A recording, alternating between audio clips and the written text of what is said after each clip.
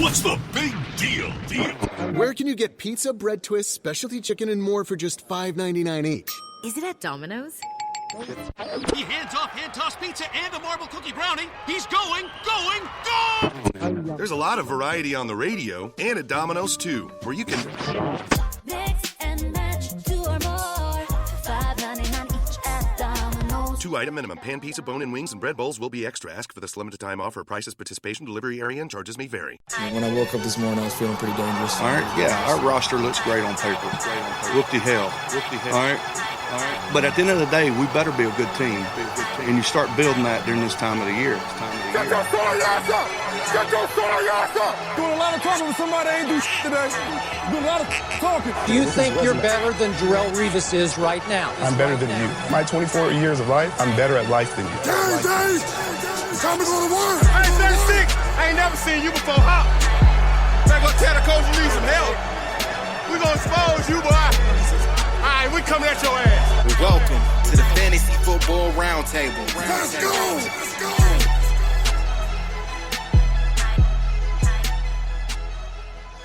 What's going on, ladies and gentlemen? Welcome to another episode of the Fantasy Football Roundtable Podcast, proud members of the Full-Time Fantasy Podcast Network.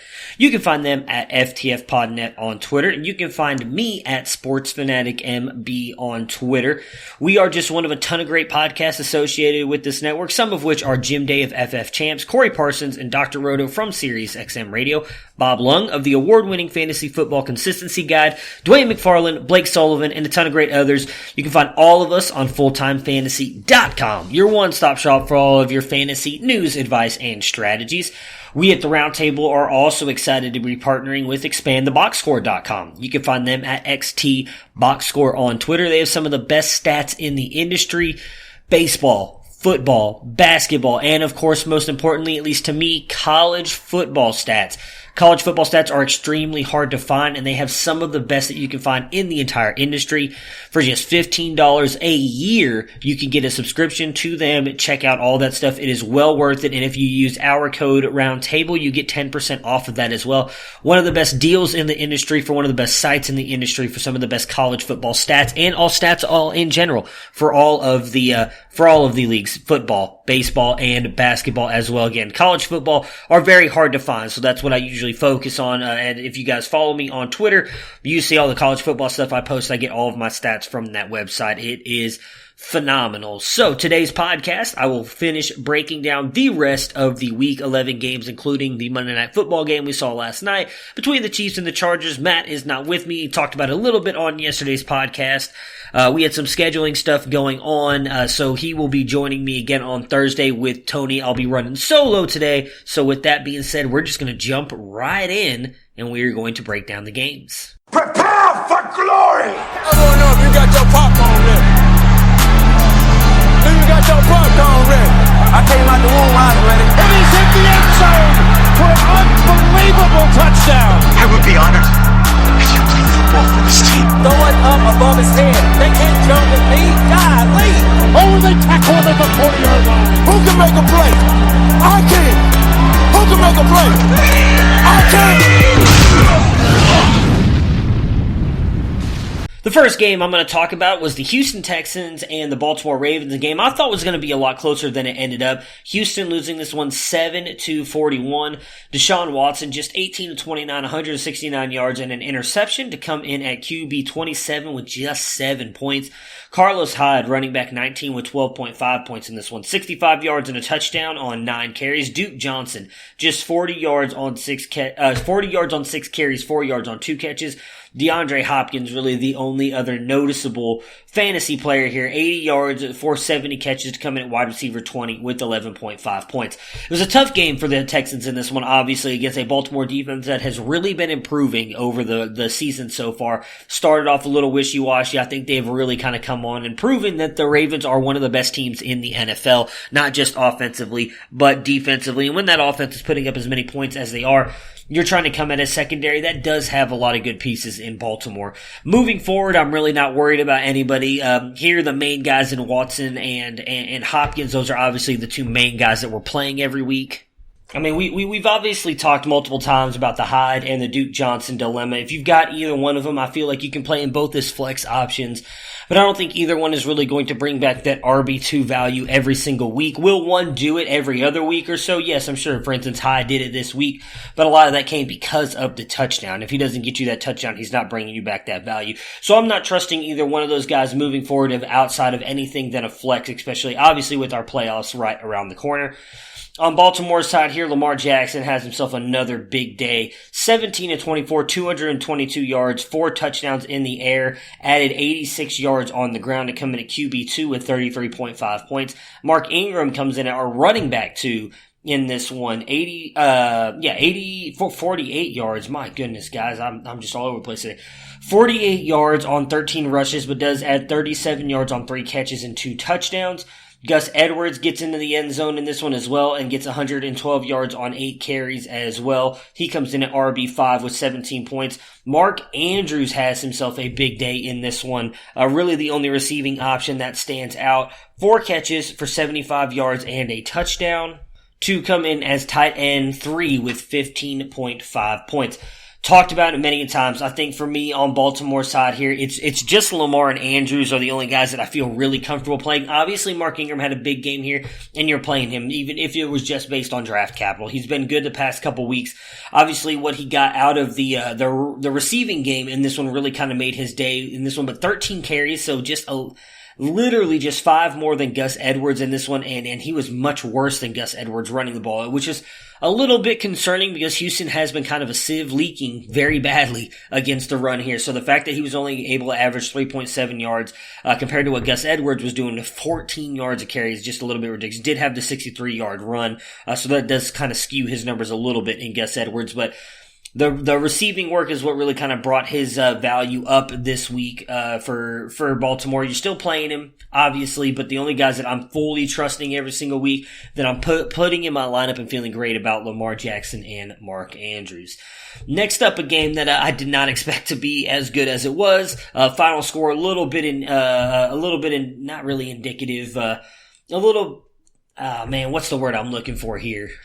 A little bit misleading. That's what I want to go with here. And the Cardinals losing 26-36. The San Francisco 49ers got a late scoop and score in this one to kind of make it a 10-point difference, but it was not at all that much of a blowout. It was really actually a close game for the most part. Kyler Murray, 24-33, 150 yards and 2 touchdowns in the air, added 67 yards and a touchdown on the ground to come in at QB6 with 26.7 points. Kenyon Drake, 67 yards on 16 carries in this one, added 13 yards on 6 catches to come in at running back 22 with 11 points. And then Larry Fitzgerald, 37 yards and a touchdown on 5 catches to come in at wide receiver 22 with 11 points. Kirk still does have a good game, though, does get the most targets, 41 yards on 6 catches. A little bit surprising, too, with how good I feel like both those guys did against a really good secondary. Kyler Murray's just been amazing. I talked about him. Obviously, on this pod, I was saying that I thought he would be a really good quarterback in the NFL. Dennis was on the other side of that. He was also on the Back Row Show talking about quarterbacks. Me and Barker were both on the Kyler Murray train. The other people on the show, I believe, was Frank Scandero and Aaron Arms that day. Were both against Kyler Murray doing anything in the NFL. He's looked phenomenal. You cannot take anything away from him. Has really been proving it with his arm, has not done as much running as I thought he would. Now, he has incorporated that a little bit more, especially outside those first 3 or 4 weeks. In the NFL, he was not running that much at all, but has lately, and he's just looked phenomenal. He looks like he's going to be a very good quarterback for many years to come. On the 49ers side, we saw a major question answered in this one. Can Jimmy Garoppolo win the 49ers a game? And he did. He put the team on his back in this one and won them the game. 34-45, 424 yards, 4 touchdowns, and 2 interceptions to come in at QB3 with 31.7 points in this one. Tevin Coleman just 14 yards on 12 carries. Raheem Mostert 13 yards on 6 carries. So neither one of those guys were doing anything. Coleman comes in at RB34 with 7.7 points. Kyle Juszczyk actually comes in. Technically, he's listed as an RB, even though he is a fullback. Comes in at running back 26 with 9.8 points because he gets 63 yards on 7 catches in this one. And Deebo Samuel continues to be the man here after on a hot ride here the past couple of weeks. 134 yards on 8 catches. Wide receiver 9 with 17.4 points. And then Mr. Dwelly, which I guess, the gift that keeps on giving outside of the week the Bengals played, the Cardinals were, I was one of the people who said start Tyler Eifert, but Ross Dwelly comes through for you at tight end if you played him with, my goodness, Kittle being out. Why? I could not think of Kittle. Is ridiculous. Does get the 2 touchdowns, which really make his day, in just 4 catches for 14 yards to come in at tight end for with 15.4 points. Hopefully we see Kittle back soon. If not, I don't know if I really trust Dwelly going forward. Did not have a great game 2 weeks ago. Again, obviously the Arizona game, I point to the fact they've really been kind of a sieve against tight ends here so far this season. They have a rough schedule moving forward. Packers, Ravens, Saints, Falcons, which actually does not look as quite as easy as a matchup as it did earlier this season, and then the Rams to finish out the fantasy playoffs. So with all those secondaries, I'm not really feeling good about any of them. So I'm really not playing Dwelly. You're just kind of hoping Kittle comes back, and we honestly don't know if he will anytime soon. Outside of that, though, you got to keep playing your guys. I actually think Deebo is worth if he's available, which I doubt, he's worth a stash. I think he could easily be a flex guy moving forward. He's shown even with Sanders out there, and I know Sanders was banged up, that he could be the guy. I think he's clearly come on and cemented himself as the 2 behind Sanders for the 49ers. Next up, we got a game that I honestly thought the Raiders were going to blow the Bengals out in this one. It's a close game for the most part throughout this entire one. Cincinnati loses 10-17 to the Oakland Raiders. Ryan Finley, 13 of 31, 115 yards and 1 interception, does add 47 yards on the ground to come in at QB 26 with 8.3 points. Joe Mixon, 86 yards on 15 carries and a touchdown, does add 17 yards on the 1 catch to come in at RB8 with 16.8 points. A little bit insane, because that's really all that came through for anything. Tyler Boyd, 1 catch, 0 yards. Now, Auden Tate was actually having a good game. I talked about this 2 weeks ago or on last week's pod. I felt that those two would have a pretty good connection with all the second team works that they were doing earlier in the offseason, or working together on the second team. 4 catches for 56 yards, was targeted 6 times, which was the most out of everybody on the team, but he did get hurt and pulled out of this game. I think Tate honestly could have had a much bigger game had he stayed in there against a poor Oakland Raiders secondary. I think Tate was a great play. Unfortunately, him getting hurt kind of did not work out for you. For the Bengals moving forward, I think it's really just Mixon. They got the Steelers, the Jets, and then the Browns, Patriots, Dolphins. So obviously that Week 16 matchup is going to be cake. You got Tyler Boyd. I still think Auden Tate might be a good play, but I'm not playing him really against the Steelers. The Jets would be a good game. Browns, we'll see. I don't know what that defense is going to be like now, losing Myles Garrett. That secondary could be a lot more tests than they were earlier in the season, having the defensive line pressuring them as the way they did with the Browns. So Auden Tate, a flyer for me. I think for the Bengals side moving forward, you're just playing Mixon and Boyd, with us again moving very close to the playoffs in fantasy. On the Raiders side, Derek Carr, 25 of 29, does throw interception in this one.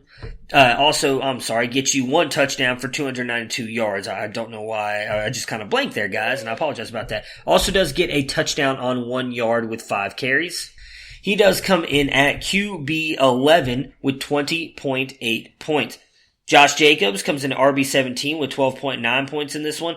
112 yards on 23 carries. Doesn't do really anything in the receiving game, just 12 yards on 3 catches. You've got Tyrell Williams, kind of has a bounce back game a little bit, kind of been a little bit quiet here the past couple weeks. 82 yards on 4 catches to come in at wide receiver 26 with 10.2 points. And then Darren Waller has himself a bounce back game as well. 78 yards on 5 catches to come in at tight end 12 with 10.1 points. For the Raiders moving forward, you obviously are starting Josh Jacobs every single week. He has definitely proven me wrong. Looks like he is going to be at worst an RB2 for I don't think he'll get a chance to get up to RB1 category. So he'll be an RB2 for the rest of the season. He has 2 really good matchups coming up in the Jets and the Chiefs, both teams suffering against the run here. Then does get the Titans, although the Jags have been beat up by the run too. They're next, and then the Chargers. So a couple good matchups, couple tough matchups in there, but I think you're playing Jacobs every single week. Outside of him, Tyrell Williams, flex play for me every single week. And Waller, I think, has moved back into the tight end one. You were likely playing him every week anyways, because you just kind of had to assume he would get it back.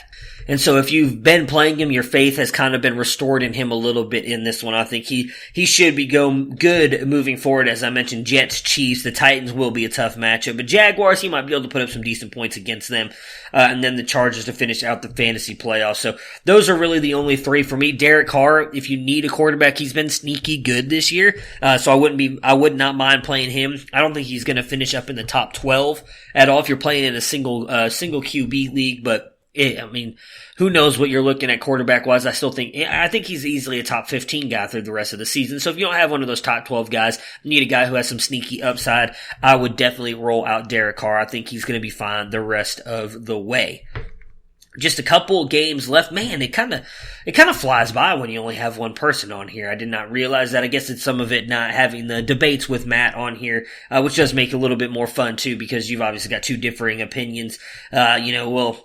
Regardless, we'll break down these last three games and have a nice easy pod here today, probably right around 30 minutes it looks like from what I'm running right now. So we'll talk about the next game, which is the Patriots and the Eagles. The Patriots getting the Super Bowl revenge. I guess I don't understand that. I'm pretty sure that they don't care that they won this game compared to losing in the Super Bowl game, but they do technically get their revenge over the Eagles, winning 17-10. Tom Brady goes 26 of 47 with 216 yards, no touchdowns, no interceptions, to come in at QB 25 with 8.5 points. Rex Burkhead is the best running back on the day for fantasy. 14 yards on 5 carries, does add 34 yards on 2 catches to come in at RB 41 with 5.8 points.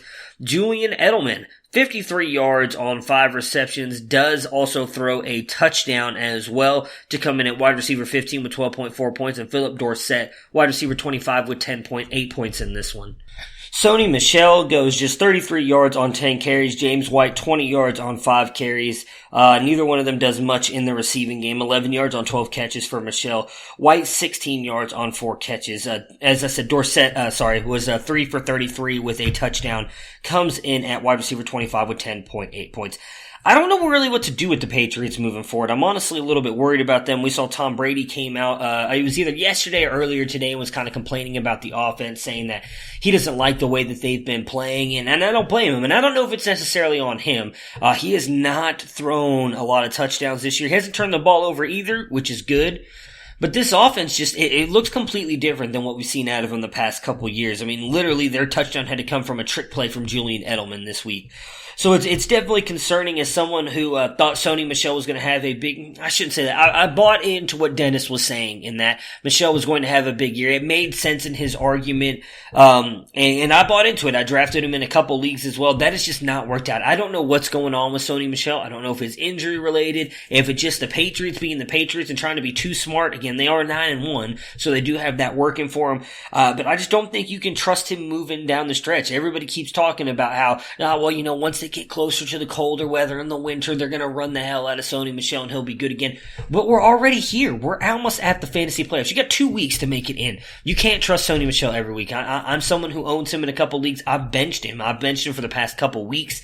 I'm not playing him. I just can't trust him. I'd rather lose with him going off on my bench than lose with him in my starting lineup and not do anything, because I just continue to trust him and there's just no reason to. He's not giving me a reason to trust him at all this year. He's had like 2 good games.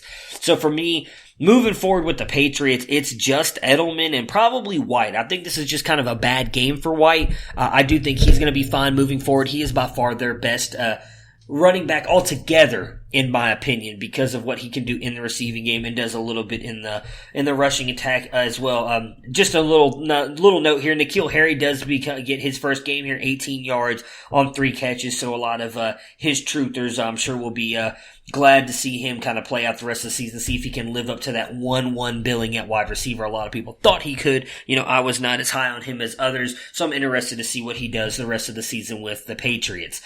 On the Eagles side here, Carson Wentz, 20 of 40, 214 yards and an interception. Comes in at QB 20 with 14.3 points.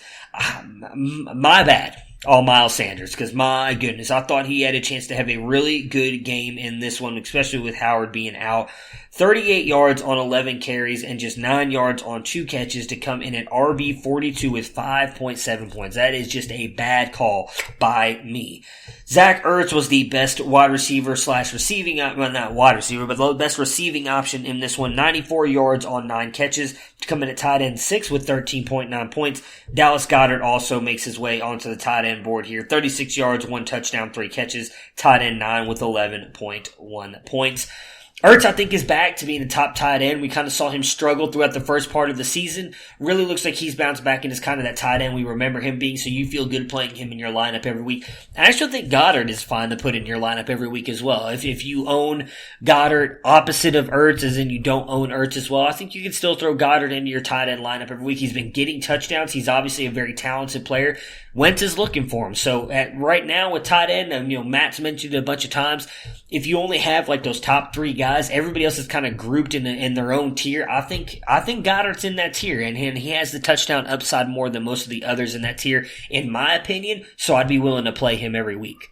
Now, yes, there are going to be weeks where that doesn't work out for you, but I honestly feel like that's going to work out for you more often than not with Goddard. So I like Goddard moving forward throughout the rest of the season. I think he's got a shot to continue to be right up there in that 8 to 15 range at tight end. They have a tough matchup this week against Seattle, but then they got the Dolphins, Giants, Redskins, Cowboys. So Cowboys not a great matchup there for the championship week, but leading up into that, 3 cake matchups, both those guys should be good to go. Obviously, we didn't see a lot of Alshon in here. I've never been a big Alshon guy anyways. You're obviously playing him though. I don't even know what to say, on him. Obviously, he missed the New England game because of the ankle injury, but I don't know if he's going to come back. I honestly don't know much about his ankle injury. I think he's been, from my understanding, not even that. He struggled this year. There's no doubt about that. I don't know if he'll be back for the Week 12 matchup or Week 11 matchup.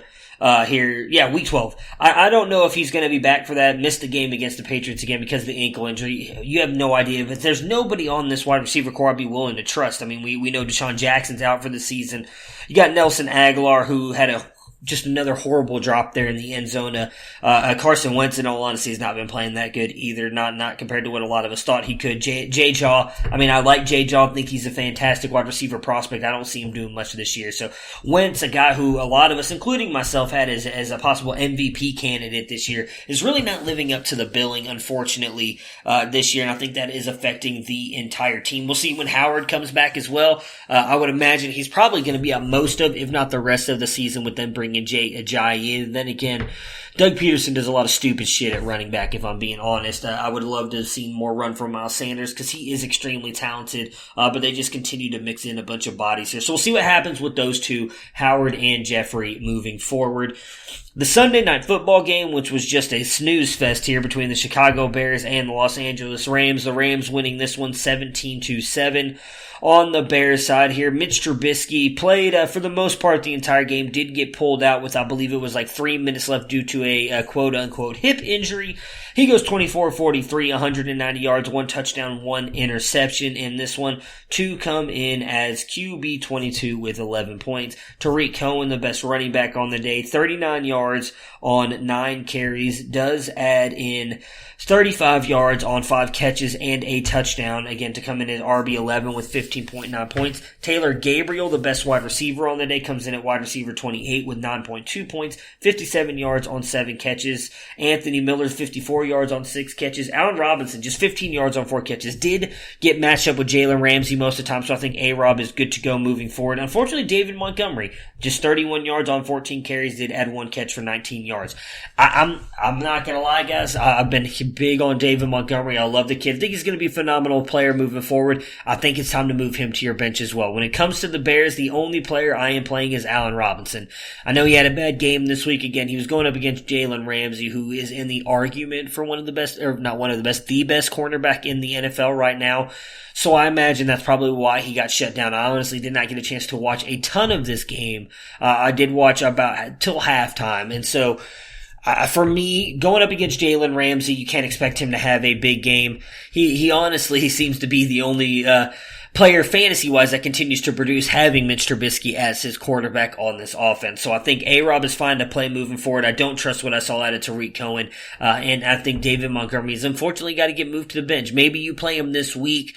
Obviously, we've got the 4 last teams on a bye, so depending on what your roster construction is, if you might have to throw him in there because of bye weeks, I get that. But I would not be playing him unless it was in that kind of situation where you needed him for bye weeks. On the Los Angeles Rams side, Jared Goff also struggled in this one, did not play well at all. QB 28 with 6.2 points in this one, 11 of 18, 173 yards and an interception. In this one, let's see here. Todd Gurley, though, had a bounce-back day. Looked like the running back of old, the guy who's winning championships the past 2 seasons. RB3, 19.6 points in this. I'm sorry, 19.8 points in this one. 97 yards on 25 carries and a touchdown, added 36 yards on 3 catches.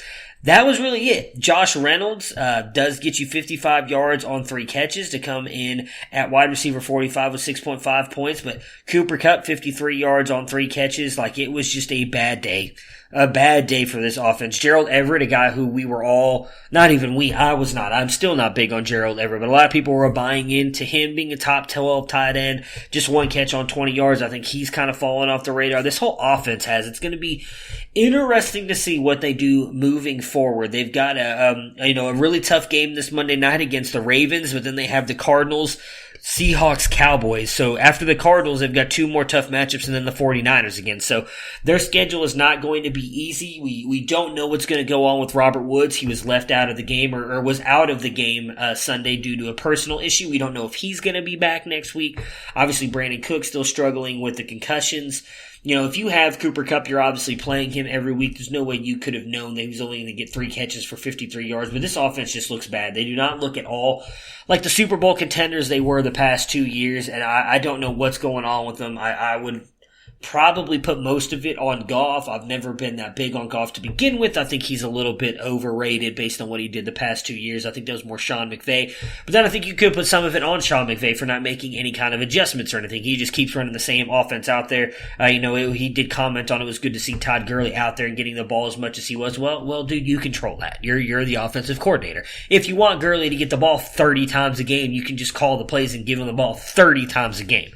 So I do think with the possible injuries and everything to the wide receiver core, Woods and Cooks, and depending on how long they're going to be out, I do think Gurley is a good top play every single week moving forward. I think they're going to rely on him because right now, while they are sitting at 6-4 in the NFC is loaded and there's no guarantee they make the playoffs. In fact, I'm actually going to say right now, I don't think the Rams make the playoffs. I think the 49ers and the Seattle Seahawks, one of those two obviously wins the division. The other gets in as a wild card, and that's it. I think the other wild card is coming out of the NFC North like I predicted at the beginning of the year when we did our predictions for all of the conferences. So Rams, I do think are kind of on the outside looking in, and I don't think they're going to make it in, but Todd Gurley should be good to go moving forward. Last up, the Monday night game in Estadio Azteca, the Kansas City Chiefs and the Los Angeles Chargers. Kansas City wins this one 24-17, surprisingly, because Patrick Mahomes has by far his worst game in his career. 19-32, just 182 yards, 1 touchdown, 1 interception. Does add 59 yards on the ground, though, to come in at QB 16 with 16.2 points. We saw Tyreek Hill get hurt in this one. Unfortunately, we don't know how serious it is as of right now. I'm recording this mid-afternoon on Tuesday. Nothing else has come out on his injury, so we don't know how serious that is. Damian Williams got hurt in this one as well after just 7 yards on 4 carries. We saw Shady McCoy get 29 yards on 7 carries and a touchdown. He comes in at RB18 with 12.7 points. Darrell Williams comes in and gets you 11.3 points in fantasy, 35 yards and a touchdown on 11 carries. Travis Kelce, the best receiving option on the day, 92 yards and a touchdown on 7 catches to come in at tight end 2 with 18.7 points. So if we're going to move forward and assume that Tyreek Hill will be out for a couple games, I do think that you can go back to playing Mecole Hardman. I've never been a big Sammy guy. He did get the most targets here outside of No, I'm sorry. Actually, Shady McCoy and Kelsey did. McCoy got 6. Watkins just 3 targets in this one. Mecole Hardman actually had the most in 4 outside of Kelsey and McCoy. So I think Hardman is a decent play here. I was kind of surprised DeMarcus Robinson didn't do much once Tyreek Hill went out. But for me, I think it's just Kelsey and Mahomes. I'm not even sure I really trust this backfield. We need to find out what's going to happen with Damian Williams. If Damian Williams is ruled out for weeks moving forward, I would feel fine playing LaShawn McCoy as well. I do think that he will be the workhorse there. Obviously, Darrell Williams will still get some work as we saw in this one. But McCoy, they used him last week or left him on the bench as a work management kind of, or load management, whatever you want to call it, kind of day there last week in the game. I think he'll be the guy that they use moving forward if Damian Williams is out.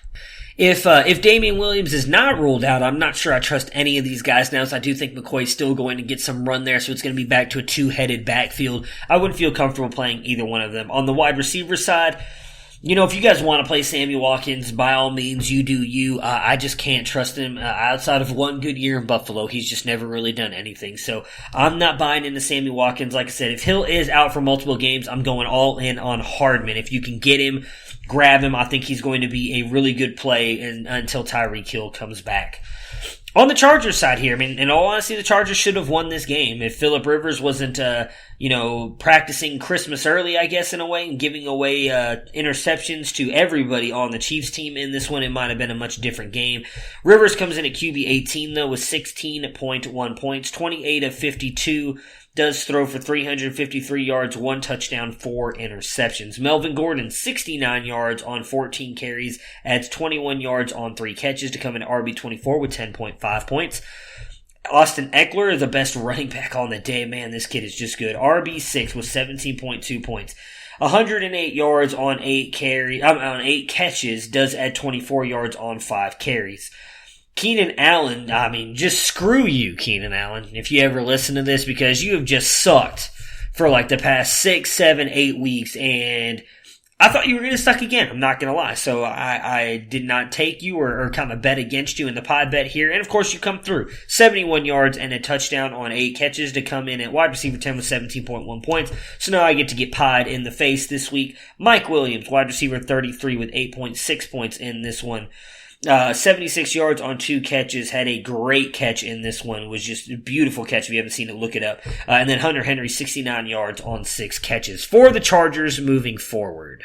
In all honesty, I think it's pretty straightforward. You're playing Eckler and Gordon every single week. Even if you own both of them, I think it's very, very easy to play both of them because they both have been producing the past couple weeks. You're playing at Keenan Allen, even though, he had a bad couple weeks leading up into this. Obviously, getting into the end zone was big. That was kind of one of the big things we talked about on our buy low, sell high episode. I was buying low on Keenan Allen because he was doing so good really in the receiving yard and catches. He was just not getting those touchdowns to kind of really make your fantasy day. He got one yesterday. Hopefully that will continue. I have not really been that big on Mike Williams, so I'm still continuing to fade him. And that's really it. Hunter Henry, you've got to play Hunter Henry every week. He's just been phenomenal. He's been leading the team in targets since he's come back. He's definitely Phillip Rivers' go-to guy. He catches a touchdown in any of these games where he's been getting a lot of the catches and yards. He's easily going to be a top 3, 4, 5 tight end. He won't finish there at the end of the year just because he missed so many games, but I would not be surprised if he doesn't finish in the top 12, especially if he keeps putting up the points that he has. So that right there will do it, guys. Nice, easy episode today. Instead of right around 30 minutes. Not a bad episode at all. I will be back on Thursday with Mr. Matthew Fox and Tony Dyer. We'll be talking about tanking. What is appropriate and what isn't appropriate in a Dynasty League. We're also going to do some Vampire League updates and who knows, maybe do some random stuff as well. We will have a jersey giveaway coming up again here soon. I just got another one in today. I'm excited about it. It'll be a big deal for the state that I live in. That is for sure. We'll be posting that here probably within the next couple days. So we'll definitely get that. With that being said, rate and review the podcast, please, guys. It means a lot to us. We like to see what we're doing right and doing wrong. If you guys want to be entered into the contest, if you do a rate and you don't do a review, if you do a review, leave your name on there or leave a way for me to get a hold of you. Email, Twitter handle, whatever. If you do a rate and you don't want to do a review, find me on Twitter at SportsFanaticMB. And shoot me a DM of the rate so that I know when I can add you to the list. If you don't have If you don't have Twitter, you can find us on the Facebook page at the Fantasy Football Roundtable. You can send me a message on there, or you can send an email to the show. It is fantasyroundtable@yahoo.com.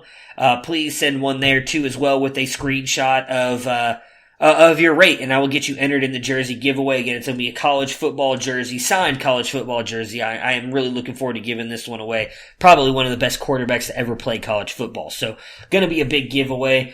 Outside of that, guys, I really appreciate you guys listening to us. Obviously, it means a lot to us for you guys to continue to come back and listen. If you guys have any questions moving into the playoffs, feel free to hit me up on Twitter, again, at SportsFanaticMB. Would be glad to help you guys in any way that I can. With all that being said, I'm out. Enjoy your next couple days, and me, Matt, and Tony will be back again on Thursday.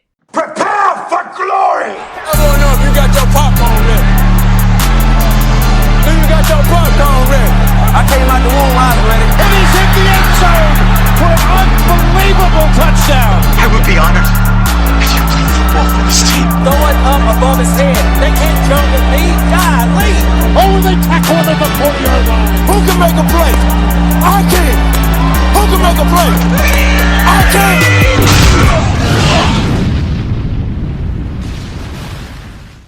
Inhale. Good. Wouldn't that smell better with farm-rich mozzarella sticks in front of you? Yes, find farm-rich in the freezer aisle and enjoy. Whataburger has been making breakfast for almost 40 years and burgers for almost 70 years. So making a breakfast burger with fresh 100% beef, a hand-cracked egg, bacon, cheese, hash browns, and our creamy pepper sauce seems kind of obvious, right? Of course it does. Now. Good thing there's the new limited-time breakfast burger, served 11 p.m. to 11 a.m. at Whataburger.